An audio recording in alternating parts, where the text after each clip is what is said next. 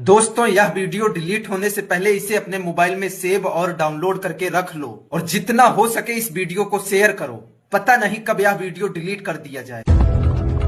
Sir, Epstein file में आपका नाम आ गया है। कहीं सारे राज न खुल जाए। अब तो मुझे ट्रंप से बात करके ट्रेड डील किसी भी शर्त पर करनी ही पड़ेगी।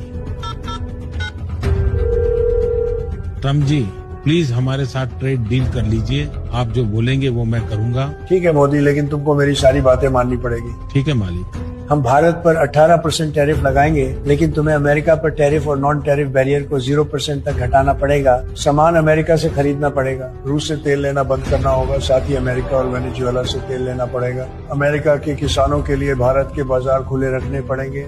ठीक है मालिक, मंजूर है। लेकिन सर, इससे भारत की इंडस्ट्री को नुकसान होगा। भारत का आर्थिक नुकसान भी होगा। मेक इन इंडिया की पोल खुल जाएगी। यहाँ तक कि भारत के किसानों को सबसे बड़ा नुकसान होगा। जिसका नुकसान